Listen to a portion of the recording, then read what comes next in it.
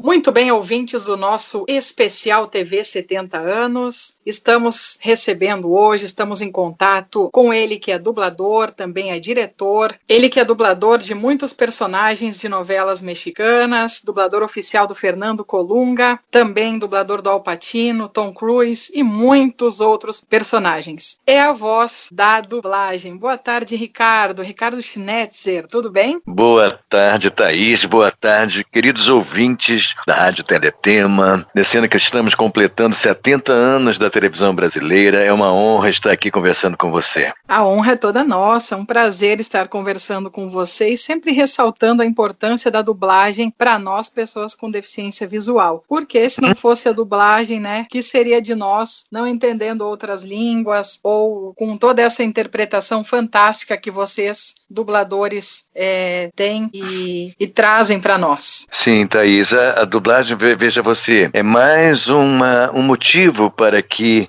a gente tem a dublagem como um veículo, um meio à disposição daquelas pessoas que necessitam, como os deficientes visuais, entender uma cena, assistir a um filme e poder compreender, com clareza, baseado na interpretação nossa, através da nossa interpretação, essa emoção, Então nós levamos emoção, que voz é emoção, a emoção se traduz através da voz, do significado das palavras. Então, quando a dublagem alcança vocês, é porque é necessário, que se tenha esse canal de aproximação e de entendimento. Então, eu fico muito feliz em saber que nós, dubladores, executamos esse trabalho. Temos como função também auxiliar a essas pessoas que têm essa deficiência, vamos dizer assim, visual, não é? Eu tenho amigos deficientes, fãs deficientes visuais que, quando me conheceram, ficaram muito emocionados e eu entendi a grandeza do nosso trabalho através dessas pessoas. Eu quero agradecer, não é uma honra apenas por dizer, é um trabalho de quase que de função de vida, Não é apenas ter honra, ser convidado, ter a honra de ser convidado, mas eu acho que eu me sinto na obrigação de estar aqui com você hoje e com todos vocês ouvintes para conversar sobre o tema. Função nossa como ser nesse momento, um momento difícil para todo o povo, da Terra, para todos aqueles que habitamos aqui, num momento difícil planetário, e temos que ter uma sensibilidade maior onde possamos desenvolver essa luz, através da luz do universo, a luz de Deus, que possamos ter a visão, a clareza de todas as coisas que nos envolvem. É verdade, é verdade. Eu quero destacar a importância de se ter uma voz para um ator, por exemplo, Fernando Colunga, Al Pacino, Tom Cruise, que você dubla, Se a produtora muda a voz ou se muda de produtora o determinado filme, a determinada novela, a produção em geral, e muda a voz, como é complicado pra gente se habituar com outra voz daquele ator ou daquele personagem. Eu compreendo, porque já há uma correspondência, entre o ator, a voz, os personagens, o dublador, não é isso? Entre aqueles que necessitam, que não têm a visão para... Não é a mesma voz no Al Pacino, não é a mesma voz no Richard Gere, complica. O público já está acostumado com aquela voz naquele determinado ator, e quando isso acontece, eu considero uma falta total de respeito ao público, Às vezes acontece. Eu tive uma experiência recente de uma série, de um filme longo com Al Pacino, em que não fui eu o escolhido, não é? Mas a gente tem uma postura, eu fico na minha. Eu não vou. O jeito, Eu sou. Eles são os donos da distribuição dos filmes, Eles têm o poder de escolha, de mudança. Às vezes você pode ter uma pessoa que queira reinventar algum processo, reinventar a dublagem. Acontece. Vaidade de querer mostrar poder pode ser Motivos também de achar que não combina com o ator, a voz tal não combina, de repente é melhor a outra voz. Eu não sei quais são os critérios que os distribuidores têm para a troca de vozes, mas muitas vezes eu sou chamado para fazer testes, por exemplo, com Al Pacino, que é um boneco, como a gente chama, um ator, né? Que eu dublo há anos. Sou chamado para fazer testes com Nicolas Cage. Eles exigem novos testes de voz com outras pessoas e com o próprio que dubla há anos o ator, né? Isso passou a existir na dublagem. E aí o que a gente vai fazer, né? O que o público pode fazer? Reclamar? Porque eu acho um desrespeito ao público trocar a voz assim do nada, não é? O que se faz são reclamações via redes sociais, direto ao cliente, né? Com o Al Pacino, por exemplo, eu vi lá reclamações do público, né? Opa, não está na voz do Ricardo Schnetzer, dublador que a gente está acostumado. Por quê? Mas é a única coisa que se pode fazer, mas infelizmente é assim que algumas vezes eles fazem, né? Eles agem, né? Não sei porquê. Mas tá aí a resposta. Eu acho um desrespeito ao público, principalmente aqueles deficientes visuais que precisam da referência da voz, né? Ao ator, né? Então, é lamentável apenas. Realmente. E recentemente no podcast Teletema a gente entrevistou a Sheila Dorfman. Você já fez muitos papéis com ela, né? Com ela e tal. Junto. Porque antigamente eu dublei todas as novelas mexicanas, A Usurpadora, né? E tantas outras que ela fazia, Paola e Paulina, lembra? E ela que se repetiu muitas vezes no SBT, muito sucesso. Naquela época nós trabalhávamos juntos na bancada, né? Porque de um tempo para cá nós trabalhamos sozinhos, né? Cada um sozinho no estúdio, né? Perdemos essa coisa de estar junto com o colega na bancada, né? Com o microfone ali, interpretando junto e conversando e trocando ideias, com o diretor presente dentro do estúdio também. Agora fica cada um em sua cabine, né? Separado, né? O técnico, o operador de som, o diretor e o dublador, porque os canais de som se expandiram, né? Então você tem N canais de som agora, então você pode utilizar, fazer o dublador sozinho. Antigamente só tinha 2 canais de som. Todas as cenas eram dubladas juntas, com todo mundo junto, né? Então o filme começava às 8 da manhã e terminava às 3 da madrugada, digamos assim, mais ou menos 2 da manhã. A gente fazia um filme inteiro durante um dia. Hoje a gente separa todo mundo, o que é mais rápido, porque a pessoa sozinha dubla mais rápido, não é? Tem mais, é mais objetivo, né? Digamos que a dublagem é feita assim, o filme é decupado de 20 em 20 segundos, que a gente chama de loop no Rio, ou anel em São Paulo, que gira, né? Vai e volta, vai e volta. Então você assiste aquele loop quantas vezes forem necessárias e grava, né? E observando todo o trabalho do ator que está na tela, observando cada movimento, cada olhar, cada intenção. O importante é entender o texto, entender a cena, entender a gestalt, né? Sentir o significado de cada palavra, o que o ator quer dizer ali. É uma simbiose, né? Na verdade, a dublagem é uma recriação do que já foi criado, não é isso? Então, é um trabalho de observação de quê? De quem? Do ator. O que o ator observa, né? Por isso é necessário que se exija que, para fazer dublagem, a pessoa tem que ser ator ou atriz, porque o trabalho de ator é essencialmente um trabalho de observação para você criar personagens também, não é? Partindo de você também no teatro, na televisão, você observa, né? E aí você cria através da observação. E a dublagem tem essa coisa também, que é você observar o que foi feito. É um personagem já pronto e reproduzir ele na sua língua, em português, com a mesma sinceridade, com a mesma verdade que o ator da tela buscou. Então é um processo que, quando você embarca na respiração, no tempo, no entendimento, tudo fica mais tranquilo de ser realizado, né? Você acaba realizando aquele papel que o diretor te dá toda a dica. Você não tem tempo de ver o filme todo, nem levar para casa. Você chega no estúdio, o diretor te diz o que você vai fazer, conta a história, e é um trabalho de captação do momento, na verdade, né? Se fulano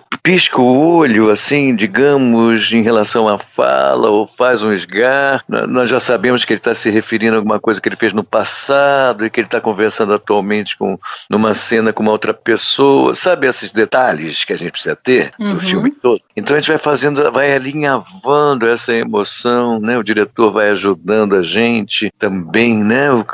Sobre o que está acontecendo na cena, o desenvolver do desenrolar do filme, que é o que aconteceu em outras cenas com outros personagens, e a gente vai vestindo o papel. É muito interessante esse processo. E a voz, né? Que a coisa acaba ficando registrada na voz, dependendo da maneira como você sinta isso com a sua voz, você pode imprimir uma verdade ou não, dependendo, né? Se a dublagem for boa, se a dublagem for ruim, você capta você percebe essa diferença quando a dublagem é boa e quando ela não te convence, não é? Então, exatamente. A gente tem visto alguns estúdios novos agora, e a gente tem questionado bastante a questão das dublagens ruins mesmo, assim, sabe? Nesses novos estúdios, que é fora de Rio, São Paulo, né? Sim, fora de Rio, São Paulo, mas eu diria também no eixo Rio-São Paulo, há estúdios que não fazem um bom trabalho. Lamento dizer, mas há. Tem que assumir isso, não é? E fora nem se fala, né? E outras praças que estão começando também, porque a dublagem agora está no Brasil inteiro, virou digamos assim, uma febre, né? Todo mundo quer dublar, temos os fandubers, né? Que estão fazendo trabalhos maravilhosos, até aqueles fãs da dublagem, né? Que tem canais, mas a dublagem é considerada boa quando você não percebe que é dublagem, não é? Quando você fala que você percebe, né? O trabalho não anda bom, é só fechar os olhos e não olhar. E você vê a pessoa lendo, você percebe a pessoa lendo um texto, digamos assim, ali em pé, lendo o texto em vez de interpretar, né? É como se fosse uma voz por cima, né? E não é voice over, né? Como a gente chama. Existe um trabalho de voice over, que é um trabalho que a gente coloca a voz na narrativa, né? Mas sem interpretação, apenas para traduzir o som fica em inglês atrás, né? Isso é o trabalho de voice over. Tem muitos trabalhos assim, que não são dublados, são traduzidos com a sua voz, né? Você vai repetindo ali o que o inglês fala sem interpretação, né? O que a outra língua está lá dizendo, né? Esse é o trabalho de voice over. Mas tem o trabalho da dublagem que você percebe que a pessoa, nesses estúdios que não tem qualidade, a pessoa não embarca no personagem, ela coloca por cima, né? A voz por cima parece uma leitura, né? Leitura do que está acontecendo. Aí não é legal. Quando eu comecei a dublar, Thaís, naquela época existia muito preconceito em relação à dublagem. Eu comecei a dublar em 1973, década de 70, né? Eu mesmo ia perguntar como a dublagem, essa arte, essa maravilha chamada dublagem entrou na sua vida. Entrou desde criança, junto com o teatro e junto com a TV. Você falou aí que nós estamos no ano de comemoração da 70 anos da TV brasileira, né? Isso. Eu morava, gente, assim, aqui no Rio de Janeiro, de frente pro Sumaré. Sumaré é onde tem umas torres de TV, né? E, coincidentemente, da minha janela aqui eu vejo o mesmo Sumaré com a visão contrária do que eu via em criança, o morro ao contrário, né? Então eu ficava em criança lá vendo aquelas torres de TV, eu sabia que era da TV Tupi, TV Excelsior, depois TV Globo veio mais tarde, TV SBT. Então pelas torres eu sabia que ia surgir uma televisão nova, observando as torres de TV, né, em criança, né? Eu ia muito ao teatro aos sábados e domingos, num clube, num bairro aqui do Grajaú, aquele teatro onde tinha ainda a caixa de ponto, né? O sujeito lá dava o ponto para os atores em cena, no Clube Grajaú Country Club, né? E meu avô também me deu com 12 anos uma entrada para ver My Fair Lady, nós fomos ao teatro juntos, aqui no Teatro Carlos Gomes, aqui na Praça Tiradentes, no Rio. Aí eu fui tomando conhecimento, né, da dublagem pela televisão, porque nós tínhamos a televisão preto e branca, Invictus era a marca, e vinha National Kid, que era uma série japonesa, né, e depois vinha o Rin Tin Tin, o Vigilante Rodoviário, que era um filme brasileiro, e eu ficava ali com 9, 10 anos de idade. Uai, os dois são falados em português? Mas como é que pode? Aí que eu vi lá, National Kid, versão brasileira, Emerson Camargo, né, se não me engano. E aí eu percebi que existia dublagem através dessa observação, né, na televisão. Então eu me apaixonei pela dublagem assistindo, mas como é que pode colocar num filme japonês o português, né, se falar? Aí eu vi a versão brasileira, Emerson Camargo, da dublagem. O que é versão brasileira, né? Você tornar o filme falado em português, né? Então eu cresci com essa vontade de ter experiência na dublagem e no teatro. Aí fui fazer escola de teatro naquela época com 20 anos, porque meus pais queriam que eu fizesse medicina. Na época eu fui fazer vestibular de medicina, não passava, né? Aí eu encontrei um curso de teatro que preparava para a escola de teatro antiga FFEG, que é atual federal, né? Unirio, né? Aí eu passei para a escola de teatro da FFEG, ali na Praia do Flamengo, 132, que depois foi derrubada, né? O prédio. Tinha um palcão muito grande, com uma abóboda, assim. Eu tinha uma professora de voz, Maria da Glória Boyd Miller. Tive essa honra, essa oportunidade de tê-la como professora, a Glorinha Boyd Miller, que me ensinou muito, muito, muito em relação à voz. E um professor também que me dava aula de texto, né? De como se dizer um texto. É o Francisco Fernandes. Ele chegava, Ricardo, pega esse texto aqui, leia para mim. Não, aqui tem uma pausa, olha aqui, tem uma pausa aqui. Essa frase aqui tem uma intenção, tem um verbo ação. O principal dessa frase é esse verbo. Depois ele muda de assunto, olha aqui, ele fala de outra coisa. Então ele me traga um gravador pra gente gravar nossas aulas. Aí ele ficava do meu lado, eu lendo o texto, e eu gravava já o texto na escola de teatro. Ele me ensinava a fazer a divisão de períodos do entendimento de texto, né? A mesma coisa que a gente faz na dublagem. Quando chega no estúdio, a primeira coisa que você tem que fazer é ler o texto, ver as pausas, separar as ideias, né? E primeiro você olha para a tela, observa o que está sendo feito, né? Não precisa nem ler o texto primeiro. Você observa o ator, depois você passa para o texto. São vários elementos, né, que você precisa trabalhar, que é texto, a mudança de texto, o sincronismo, o que o ator está passando como emoção na tela, o que você tem que observar nele, o que está acontecendo enquanto cena, né, com outro ator, com outra atriz. A ação, né, do personagem, né? Porque a palavra vem com a ação. Então não adianta você ler apenas, você fala fazendo uma ação. Isso acontece no teatro, na televisão e na dublagem também, né?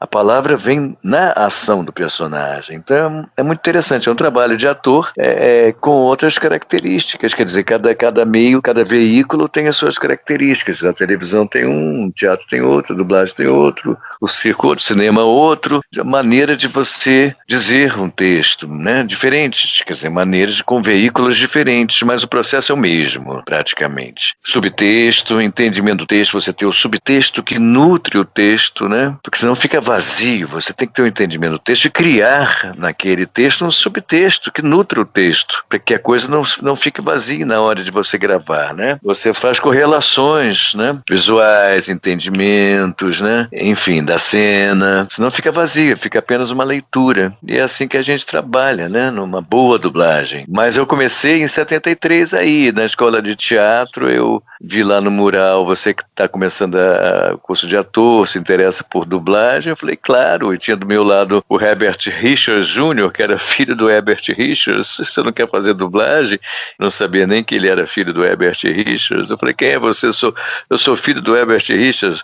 Vai lá, procura o Fiore. Aí eu fui procurar o Valdir Fiore, fiz um mês de estágio, mas eu não passei, Thaís, eu não passei, eu fui reprovado. Por quê? Porque eu não tinha controle emocional na época. A pessoa jovem não tem aquele controle emocional necessário à profissão. Você fica nervoso na hora de realizar, né? Você não tem domínio da coisa ainda, né? Então eu fui reprovado por isso, porque eu não tinha ainda o domínio, né? Apesar de ter feito um mês de estágio, fiquei lá observando. Agora, na prática, quando foi posto ali o loop para mim, foram colocados 3 loops para mim, 3 personagens, meu Deus do céu, eu me baratinei todo e não consegui realizar bem, né? Tremia, mas aí eu não desisti, eu voltei na semana seguinte e pedi para assistir. Ficava pedindo nos estúdios para assistir, não tinha cursinho naquela época, porque você podia entrar nos estúdios e assistir a dublagem, observar os colegas. Naquela época tinha 70 profissionais apenas, eram poucas pessoas. Hoje nós temos o quê? Umas 500 nas 2 praças ou mais, Rio, São Paulo, né? Muita gente. Então foi assim que comecei. Eu fiquei 2 anos na Ebert assistindo, até que veio o Ribeiro Santos, um diretor, eu pelo corredor da Ebert Richter, falei, Ribeiro, eu tô aqui há 2 anos assistindo, quando é que eu vou ser escalado? Eu tomei essa atitude, sabe? De pedir, né? Tô aqui há 2 anos, acho que eu estou pronto para ser escalado. Aí ele falou assim, você é sindicalizado? Naquela época não tinha registro de ator, né? Eu falei, meu número de matrícula é 888. Eu acabei de fazer um espetáculo anteontem, um espetáculo de teatro. Tinha feito realmente, tinha acabado de encerrar a peça, né? Aí eu fui lá para Ebert para pedir, né? Aí no dia seguinte a telefonista me telefonou, marcando horário com o seu Ribeiro Santos, e aí eu não parei. Isso foi em 75, oficialmente na Ebert. Mas antes eu já ia a Perifilmes, quem dirigia lá era o Orlando Drummond, uma outra casa, tinha Cinevídeo, então eu dublava também nessas outras casas, né? Entre 73 e 75 eu fazia já alguma coisa nessas outras casas, mas a Ebert Richards era mais visada assim pelos atores na época, detinha 90% da produção, né? Então todo mundo queria ir para Ebert Richards, né? Hoje a gente ouve ainda a versão brasileira, Herbert Richards. Isso, que é uma beleza, né? Eu trabalhei lá de 73 até ela fechar as portas, né? Dirigi lá bastante tempo, quase 20 anos. O trabalho de direção é uma experiência muito boa também, porque você escala os atores, os dubladores, você assiste ao filme em casa, né? Você tem a percepção de quem escalar, de quem ficaria melhor naquele papel, né? Então é uma responsabilidade muito grande. Além de consultar, né? Você já tem aqueles papéis fixos, aqueles dubladores que têm as vozes fixas, como você estava falando, né? Uhum. Então eu também me autodirigia no Fernando Colunga, porque eu dirigi várias novelas mexicanas em que ele trabalhou. Então eu dirigia e me dirigia os colegas e me autodirigia também. É muito difícil. Aprendi isso com o Newton da Mata, saudoso Newton da Mata, que fazia a voz do Bruce Willis, que era diretor também. Ele fazia isso muito bem. Ele se autodirigia e dirigia os outros, porque naquela época, como eu disse, tinha 2 canais só de som, né? Todo mundo no estúdio, ele tinha essa percepção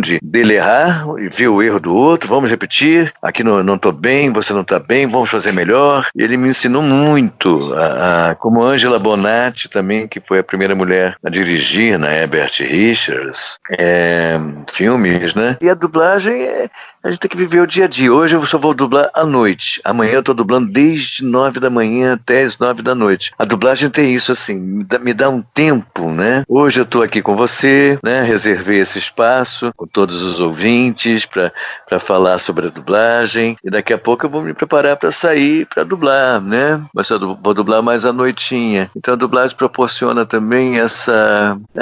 às vezes é muito intensa, né? Todo dia. Às vezes tem dias que a gente não trabalha, então é muito variável isso, né? É um tempo necessário para o descanso, porque outro dia eu dublei um Richard Gere, eu fiquei 14 horas na bancada. Cansa. Semana passada eu fiz o último filme dele, só que eu não posso falar, né? O que é. Sim, tem contrato, né? Contrato, mas foram 14 horas assim no estúdio, você sabe que é isso? Falando, né? Interpretando, sentindo, falando. Cansa, né? É um trabalho cansativo, gente. Com certeza. Na televisão também é muito cansativo, porque você tem que decorar texto, né? Além do trabalho lá, você tem que decorar texto em casa. É um trabalho doido aqui, essa coisa de decorar texto. A dublagem a gente decora os loops, os pedaços, né? Aí joga fora, né? Aí passa para o outro loop, aí joga fora, né? Então quando você vai fazer um trabalho na televisão, no teatro, você tem já uma certa dificuldade de decorar depois de dublar tanto tempo, porque o seu cérebro está acostumado a jogar fora, né? O texto, né? Para passar para outro. Já aí, mas na televisão, no teatro, você tem que ter todo o conjunto decorado, né? E você só decora na ação. Você tem que fazer em casa, você tem que fazer a ação. Não adianta ficar blá blá blá blá blá blá blá blá, blá repetindo, nada disso. É sempre na ação. Eu tive uma experiência em 2016, que eu fui fazer televisão em 2016. Aí cheguei lá, quando a câmera abriu assim, falei, meu Deus, o que eu estou fazendo aqui? Porque me veio a saudade, a visão do estúdio de dublagem, né? Acostumado a usar só a voz, teve que doar o corpo também, emprestar o corpo pro personagem. Mas eu fiz televisão até 83, depois parei. Teatro eu fiz até 94, foi a minha última peça. Depois eu fiz uma outra peça mais cedo, 2000 e pouco, por causa da direção, não é? A direção me tomou a vida, né? Porque eu dirigia de 9 da manhã às 22. Vi assim, de enfiada, de 8 da manhã às 22 na Herbert Richards. E depois eu ia com a fita debaixo do braço para casa para assistir os próximos capítulos, né? Da novela, né? E marcar, escalar elenco, e no dia seguinte tinha que estar a tabela lá. Então, acredite ou não, eu dormia por noite umas 2, 3 horas. Isso eu passei. Eu não sei como é que a gente aguentava. A gente chegava lá de óculos escuros, tudo bem, bom dia, tudo bem. Eu chegava sempre 8h10, 10 minutinhos atrasado. Vambora. Ainda bem que precisava só da voz, né? Ou então, para dirigir, não ia aparecer na frente das câmeras. Não, pois é, mas você precisa ter atenção, você precisava dirigir, o ator tá muito atento, não é? E a minha direção não era uma direção impositiva, eu sempre deixei o ator muito à vontade. Eu acho que dirigir é isso, você deixa o ator à vontade para criar, né, para ter liberdade, né? Agora, se o trabalho de direção é como se você fosse um espectador assistindo ao filme, sabe? Se alguma coisa tá te incomodando, você sabe o que é. Não, a intenção não é essa, o tom não é esse, olha, ele tá num tom mais baixo, fulano, abaixa o tom um pouquinho, né? Veja, observe melhor, vamos ver de novo. Aí porque geralmente a pessoa tende a falar num tom mais alto, porque tá com fone de ouvido, né? Também, geralmente a gente vê aqueles fones que acopla nos dois ouvidos. Geralmente você tira de um ouvido para se ouvir, porque a voz passa pelo canal ósseo, né? Você tem que se ouvir, né? Aquele revestimento do estúdio já tem um som que tu quase não te ouve, né? E aí também, quando estava todo mundo junto e existiam só 2 canais, as pessoas falavam num tom um pouco mais acima, porque o operador ficava, fulano fala mais alto, fulano fala mais... Havia uma dificuldade técnica, entende? De captar o som. Então você pode observar que as dublagens antigas estão geralmente num tom acima, mais projetadas, né? Porque naquela época veio muita gente do rádio também, né? Da Rádio Nacional. Do teatro, né? No teatro você coloca a sua voz, né, mais alta, né, para fora, né, para chegar ao público, né? Na dublagem ao contrário. Então a dublagem com o aparecimento desses novos canais, que você tem a possibilidade de ter mais intimidade, você pode diminuir o tom da voz, como está no original, falar sussurrando, aí fica melhor, mas você perde o contato com as outras pessoas, né? Mas está ali mais imbuído na interpretação do ator, você tem mais capacidade de observar o que está acontecendo na tela, como ele está transmitindo a emoção dele, e você procura fazer igual, né? Tem o mesmo tom, a mesma respiração, tem que ir junto com ele. Isso é fantástico. Agora você sussurrou, eu lembrei nitidamente do José Armando da novela Esmeralda, que você sim, tantas novelas mexicanas, né? Eu estou dublando agora John Cusack, que é um ator que só fala aqui nesse tom, né? E o tom, e não é pesado, é leve, é que levinho, sabe?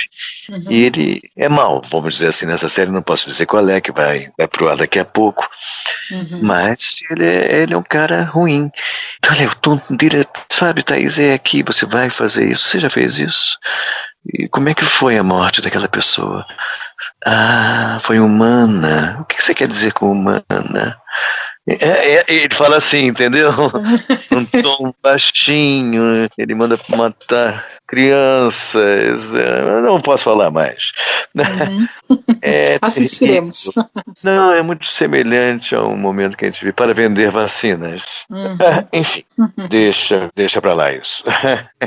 É um tema interessante e atual, eu acho. Ricardo, quais são os seus maiores desafios como dublador? Pergunta interessante. Desafio no momento que você entra no estúdio já é um desafio, porque você não sabe que personagem é, como ele é um desafio. Você vai destrinchando ele, né? Você vai tomando conhecimento através do que o diretor te conta, porque você não vê o filme, não assiste ao filme, né? Aí o desafio do texto, né? De trazer isso para uma versão brasileira. Às vezes o texto, a tradução não está lá muito boa, não está batendo com, digamos assim, com o sincronismo, as labiais. Então é um outro desafio, você mudar as palavras para que tudo se encaixe dentro daquela ilusão, né? As sílabas abertas, com A, você tem que usar palavras com A, buscar, não é? Aquelas fricativas sonoras, aquelas bilabiais, aquilo tudo que acontece, né? Aquelas batidas, tem que ser, tudo aquilo é criar-se a ilusão, né? Porque fica mais fácil criar essa ilusão quando o filme é em inglês. Aí você muda o texto de acordo também com essa ilusão dentro de uma palavra ou outra, né? Na novela mexicana você procura utilizar o espanhol o máximo possível, a construção, né? Que é muito semelhante para que as palavras batam ali, né? Se combinem, né, com o que está sendo dito em espanhol, né? Quanto mais próxima a língua for, dublar em português é mais difícil. Porque você tem que dizer a palavra exata se você for dublar um filme brasileiro, né? Tem que dizer aquelas palavras exatas, né? Em português aí tem que dar bem em cima mesmo para ficar perfeito. Então o desafio, um deles são vários, né? Aí vem a construção da personagem, lá, do ator que está lá na tela. Eu já estou acostumado com alguns atores que eu dublo, Al Pacino, Richard Gere, Nicolas Cage, Tom Cruise. Então eu sei como é que eles fazem, o processo deles eu já conheço, eu já sei o que eles vão fazer, já prevejo, sabe como? Já intuo. Então eu estou dublando, já sei onde ele vai dar pausa, né? Eu já sei onde ele vai respirar, eu já sei como ele vai olhar, fica tão familiar, né? Aquela ser, né? Aquele ser, né? Que fica automático, né? Já automatizo sem perder a verdade, né? Automático nesse sentido. Eu já sei onde ele vai dar a pausa no texto, então eu já vou marcando, sabe como? Sim. Já vou marcando e já sei como ele vai se comportar desses atores que eu dublo fixos, né? E aí ele trabalha com o personagem, com o tom de voz, com a história, né? Aí o personagem aparece aí dentro da construção que ele faz, né? Desse personagem, usa o timbre de voz, o tom de voz específico para aquele personagem, a voz aparece de uma determinada maneira. A voz é a última coisa do processo, sabe, Thaís? Você não bate, vou botar a voz tal nesse cara. Não. A voz vem pelo entendimento do trabalho, né? Da interpretação, do entendimento do texto. Aí a voz, se você não percebe, a voz vai para o tom certo. Aí você construiu a voz, porque está junto. A mesma coisa no teatro, né? Você vai estudando aquele personagem, vai estudando e a voz vai aparecendo, né? De acordo com o que você vai construindo, né? A emissão passa a ser do personagem, né? É muito interessante esse processo de interpretação. Na dublagem, então, porque você sai de um estúdio, entra em outro, aí já pega um outro ator, uma outra característica, aí você tem a oportunidade de fazer um outro personagem totalmente diferente, né? Você faz então, isso às vezes num dia, né? Num dia você faz vários trabalhos. Sim, vários trabalhos. Então você tem que ligar um botão, desligar, né? Entrar num, sair do outro. É muito interessante esse processo, essa capacidade de viver mesmo. É uma definição, né, de viver 1000 personagens, né? Por que você quer ser ator, né? Fazem essa pergunta a você, né? Quando você está começando, né? Essa necessidade de viver, de ter a experiência de refletir de 1000 vidas que, né, personagens, né? Isso tem uma correlação também no que eu acredito da gente aqui na face desse planeta. Eu acredito na reencarnação. Eu, Ricardo, eu sou espírita, né? Formação católica e evangélica também. Porque eu frequentei tanto o catolicismo quanto a Igreja Batista. Mas as percepções que você tem, as experiências espirituais desde criança, te levam a conclusões, né, espirituais, com mais facilidade, vamos dizer assim, de entendimento de encarnações passadas, de vidas futuras, né? De encontros passados que se refletem em encontros presentes, uma coisa sendo continuidade de outra, no sentido de melhorias, né, que você pode ter a cada permanência sua como matéria aqui no planeta, né, matéria e espírito, né. Eu fiquei ali anos antes da internet, que bom, ninguém me conhece, né. Quem é a voz do Al Pacino, ninguém sabe quem é, que bom, é esse anonimato que eu quero. Aí passou a ter a internet, né? Passou a ter essa descoberta de quem faz quem, as vozes, a curiosidade das pessoas, né? Normal, né? Aí a dublagem passou a ser valorizada também, porque a dublagem começou a ser utilizada por aqueles que também fazem sucesso, né? Na televisão, porque estabeleceu-se chamar o Star Talents, como a gente chama, né? Reprisando, né?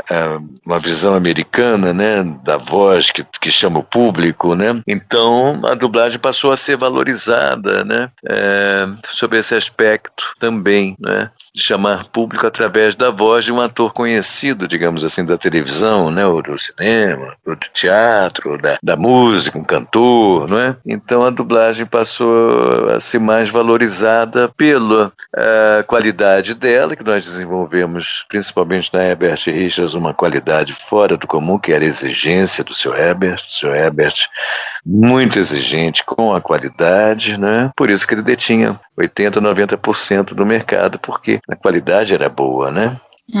A gente está aqui, não é o contrário, a gente é espírito, né, neste corpo físico, né, como eu entendo, né, e vamos voltar para o nosso lado original, não é?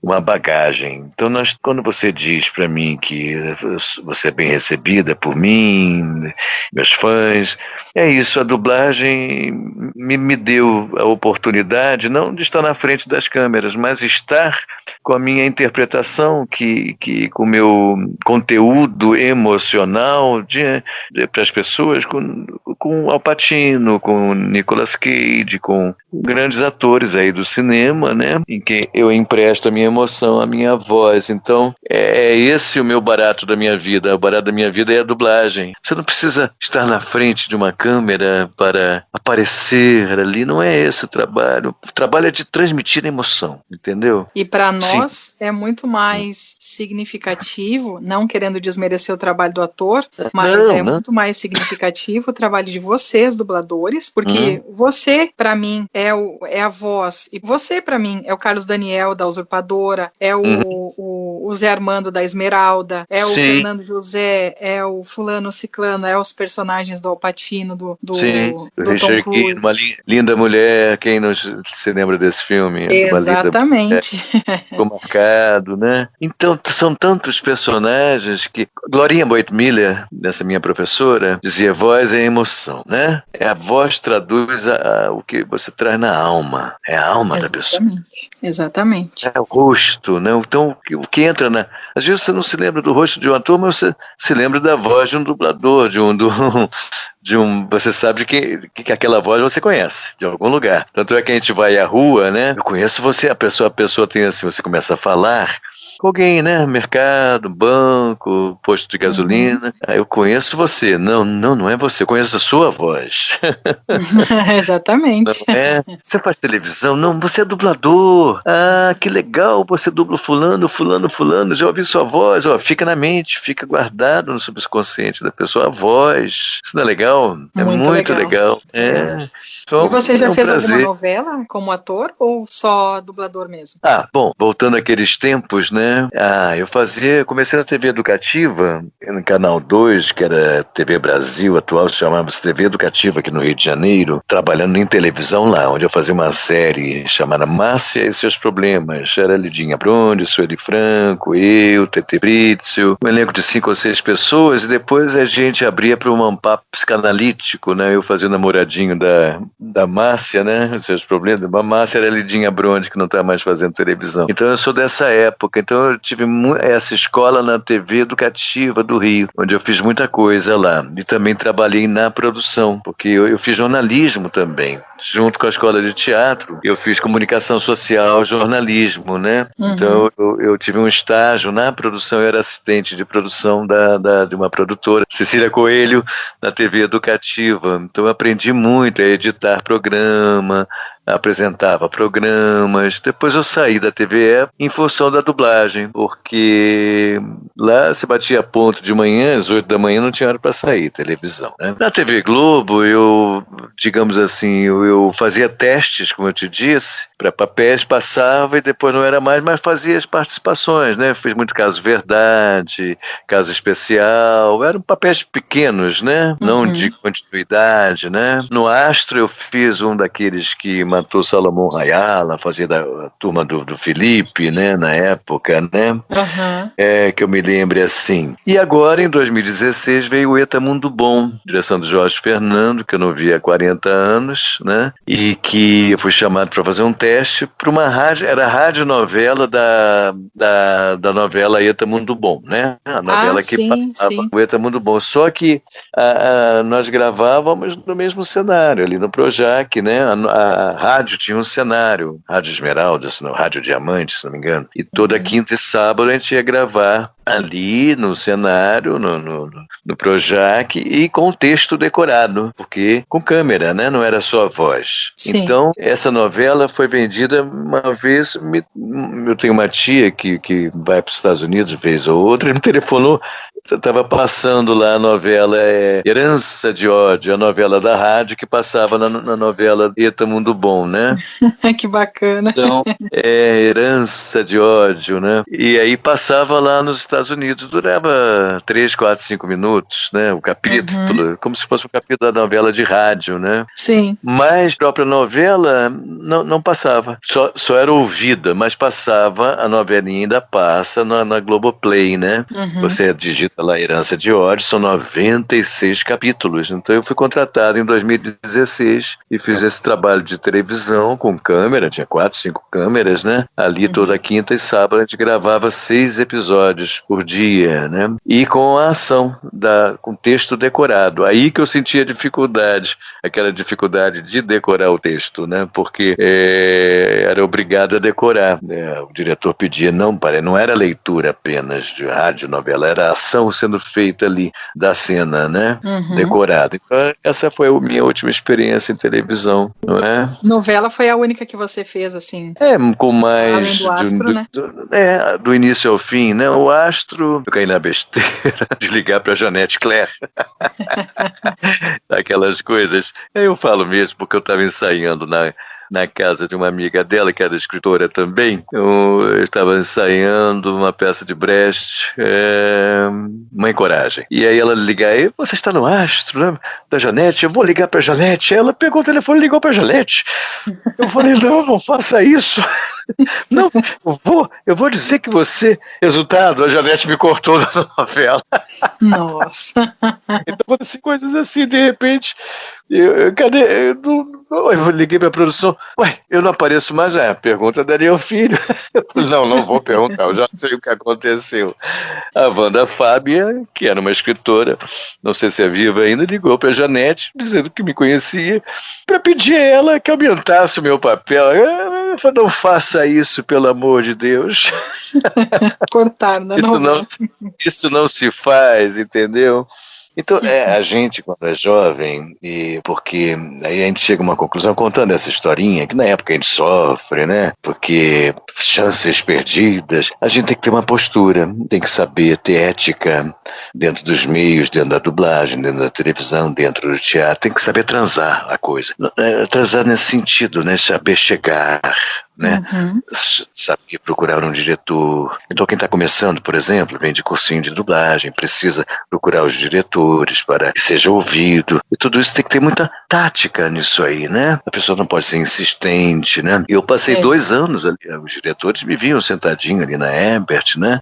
Me viam, eu pedia para assistir, era diferente. Hoje em dia o novato não pode entrar mais nos estúdios justamente por causa desse segredo que se faz, e também não tem espaço para ficar assistindo, né? Como tinha, os estúdios são menores, né? Então se faz o curso de dublagem. Eu mesmo estava dando o curso de dublagem no Atores em Cena, que é uma escola de teatro aqui na Barra da Tijuca, que está fechada por causa da pandemia, há 6 meses. Era aula de teatro, de canto, de cinema, de televisão e de dublagem.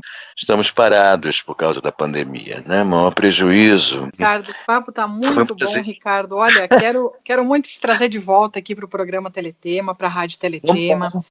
Muito obrigada mesmo pela sua atenção, muito obrigada pelo seu carinho com os seus fãs, né? Com a gente aqui. Se não fosse esse papo bacana demais. Opa! Olha o retorno que a gente recebe de vocês. É sinal de que a gente está aqui fazendo o trabalho certo, está atingindo, né? O público, as pessoas, o outro, com emoção, com a nossa voz, com o nosso trabalho, divertindo muitas vezes, trazendo lágrimas, não é isso também? É isso aí. Emocionando, né? Reproduzindo, né? As cenas da vida, dos filmes, né? A arte, né? E é isso. Eu estou muito feliz de poder chegar aos 67 anos, com 47 anos de profissão, e ter optado por aquilo que eu gosto de fazer e ter tido a oportunidade de ter os caminhos para chegar até aqui e ter esse benefício, né? Esse feedback do público, né? Dos fãs, seu, né? Estar aqui, né? Falando com seus ouvintes e agradecer. Eu só tenho a agradecer a todos vocês e desejo muita luz a todos, saúde e que todo mal seja extirpado da face desse planeta, né? Para que a gente possa viver verdadeiramente dentro da lei maior que é o amor. É isso. Amém. Isso aí. Amém. Muito obrigada, Ricardo. Te deixo meu forte abraço aqui, meu forte abraço virtual. E muito obrigada por participar aqui dos nossos 70 anos da TV no Brasil. Eu que agradeço, de coração. Obrigado.